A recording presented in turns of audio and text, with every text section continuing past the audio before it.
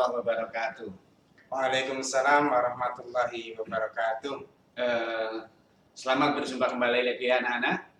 Saat ini kita masuk ke materi yang baru, pelajaran yang baru, yaitu pelajaran akidah akhlak, di mana materi untuk akidah akhlak di kelas 5 semester 1 kita akan membahas tentang kalimat thayyibah, di mana sebenarnya di kelas-kelas sebelumnya udah dibahas nih kalimat thayyibah ini, cuma jenisnya atau lafalnya, kalimatnya yang berbeda. Ya. Untuk kalimat thayyibah di kelas 5 ini, yang pertama nanti kita akan mempelajari dua kalimat thayyibah, yaitu alhamdulillah dan juga Allahu Akbar, atau hamdalah dan juga takbir. Nah, nanti Pak Mahmud akan menjelaskan pengertian apa itu kalimat thayyibah, kemudian apa arti dari kalimat lafal hamdalah, bagaimana arti lafal takbir. Nah, nanti akan dijelaskan oleh beliau Pak Mahmud. Iya. Anak-anakku sekalian, baiklah kita masuk ke pengertian. Apa itu yang pertama adalah kalimat thayyibah. Nah, ketika kita mendengar kalimat thayyibah pasti ini tidak asing bagi anak-anak semuanya ya. Kalimat thayyibah yaitu adalah kalimat atau ucapan yang baik-baik. Jadi ketika anak-anak mendapatkan sesuatu, anak-anak mendengar kabar sesuatu, anak-anak kita, terutama anak-anakku SD Takmirul Islam Surakarta, harus membiasakan diri terbiasa dengan kalimat-kalimat atau ucapan-ucapan yang baik. Ya, jadi jangan sebaliknya, jangan malah mengucapkan hal yang anfaedah, tidak ada manfaatnya, atau malah bicara kotor. Nah, iya, betul sekali. Ya, baiklah kita lanjutkan. Setelah itu tadi sudah disampaikan oleh Pak Yusuf ya. Kita akan membahas yang pertama adalah lafal hamdalah. Bagaimana bunyi lafal hamdalah? Nah, yaitu alhamdulillahi rabbil alamin. Nah, itu lafal itu artinya apa? Artinya adalah segala puji bagi Allah, Tuhan semesta alam. Nah, kemudian pengertiannya itu sendiri apa? Pengertiannya adalah lafal hamdalah itu kalimat atau lafal yang diucapkan ketika kita mendapatkan kenikmatan dari Allah Subhanahu wa taala. Biasa. Ya. Kemudian yang selanjutnya tadi sudah disampaikan yaitu adalah lafal takbir. Nah, lafal takbir bagaimana lafalnya Pak Yusuf? Lafal takbir. Kurang lebih kalau setahu saya ya Pak Mahmud ya, Iya. Allahu Akbar. Nah, Ya, betul sekali anak-anak. Lafal takbir itu adalah Allahu Akbar. Ini adalah lafal takbir yang artinya adalah Allah Maha Besar. Nah, itu. Kemudian apa artinya lafal takbir itu? Nah, jadi lafal takbir adalah lafal yang diucapkan untuk apa ya? Nah, untuk memuji kebesaran Allah Subhanahu wa taala, bahwa kita semuanya tahu bahwa di dunia ini tidak ada zat yang lebih besar, tidak ada zat yang lebih kuasa selain Allah Subhanahu wa taala. Itu adalah di antara pengertian dua kalimat thayyibah yang akan dibahas di semester ini gitu ya. Ya, seperti itu. Oke, next. Selanjutnya. Nah, sekarang kapan kita mengucapkan kalimat-kalimat thayyibah tadi? Yang pertama, kapan sih kita mengucapkan lafal hamdalah atau alhamdulillah? Oke, yang pertama, ketika mendapat kenikmatan. Nah, mungkin Pak Mahmud bisa memberikan contoh, contoh kok hamdalah ini diucapkan ketika mendapatkan kenikmatan itu maksudnya bagaimana? Baik. Jadi kalau kita disuruh menyebutkan kenikmatan yang diberikan Allah kepada kita, kita sampai kebingungan ya Pak Yusuf ya untuk menyebutkan, karena sejak dari kita bangun tidur sampai kita tidur lagi itu semuanya adalah nikmat yang diberikan oleh Allah Subhanahu wa taala. Satu contoh kecil ketika anak-anak bangun bangun dari tidur pagi-pagi misalnya dibangunin ayah, dibangunin ibu untuk nak, ayo kita pergi ke masjid, kita sholat subuh berjamaah. Kemudian kita pagi-pagi itu kenikmatan yang kita rasakan itu apa? Yaitu ternyata Allah masih memberikan izinnya kepada kita untuk bertemu dengan hari itu, untuk bertemu dengan pagi itu. Maka kita mengucapkan lafal Alhamdulillahirabbil alamin. Kemudian kita membaca doa bangun tidur. Seperti itu, Pak Yusuf. Nah, itu salah satu contoh pelafalan hamdalah ketika mendapatkan kenikmatan dari Allah. Yang kedua, yaitu ketika terhindar dari bahaya. Nah, mungkin ini Pak Mahmud bisa menjelaskan contohnya. Baik. Salah satu contoh sudah saya sampaikan di awal bahwa Allah itu memberi kenikmatan kita. Di antaranya yang pertama adalah kita ucapkan ketika kita mendapatkan kenikmatan. Kemudian yang kedua adalah terhindar dari bahaya. Sebagai contoh kecil saja Pak Yusuf. Ketika Pak Yusuf jalan misalnya minggu pagi jalan-jalan ke mana ya, ke lapangan atau kemana, tiba-tiba ada mangga jatuh. Nah, tapi mangganya itu jatuhnya tepat di bawah Pak Yusuf atau tepat di belakang Pak Yusuf, maka itu juga Pak Yusuf sudah terhindar dari salah satu bahaya. Coba bayangkan aja kalau itu pas di Pak Yusuf, wah kan sakit kan. Apalagi kalau buat durian ya Pak ya. Kalau durian itu buat saya saja Pak. Seperti itu. Kalau buat durian kena kita luar biasa sakitnya Pak ya. Berarti kita sudah terhindar dari bahaya Pak Yusuf. Oke, itu tadi contoh pengucapan hamdalah ketika terhindar dari bahaya. Yang ketiga yaitu ketika mendengar kabar gembira. Nah, ini Pak Mahmud bisa menjelaskan lagi ini contoh kabar gembira seperti apa gitu. Baik Pak Yusuf. Pak Yusuf punya handphone ya? Punya handphone ya? Alhamdulillah. Alhamdulillah.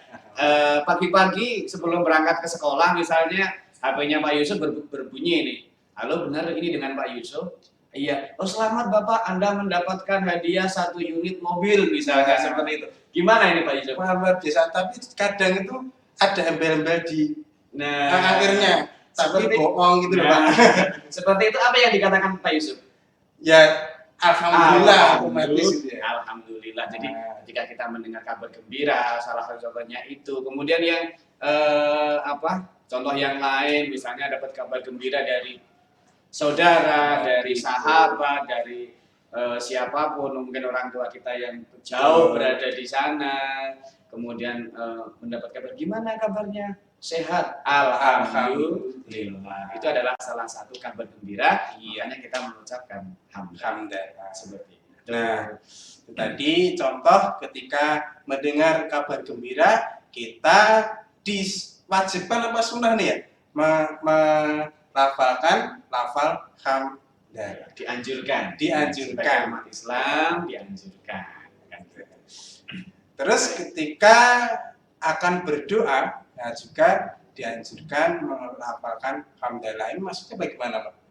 Nah, sebagai doa itu salah satunya doa itu dikabulkan atau diterima oleh Allah itu yang pertama diantaranya didahului dengan membaca sholawat Nabi Allahumma sholli ala sayyidina Muhammad itu, kemudian yang kedua diajarkan dengan melafalkan hamdalah itu sebagai bukti syukur kita kepada Allah Subhanahu wa taala, maka kita dianjurkan untuk membaca hamdalah sebelum berdoa.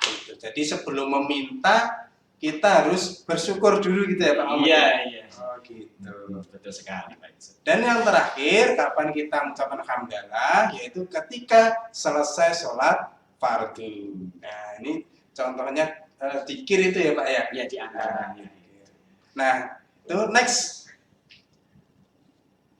Selanjutnya, kapan kita mengucapkan lafal takbir? Nah ini nanti akan juga dijelaskan kapan saja lafal takbir itu diucapkan.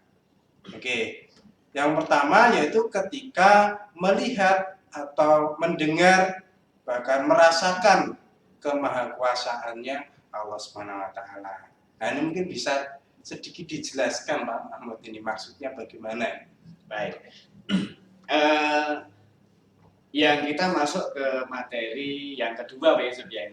Iya. Ini adalah Kalimat thayyibah yang kedua. kalimat thayyibah takbir yang tadi Allahu Akbar, Allah Maha Besar. Ini kita ucapkan ketika pertama kita melihat, kemudian mendengar, merasakan sendiri kemahakuasaan Allah.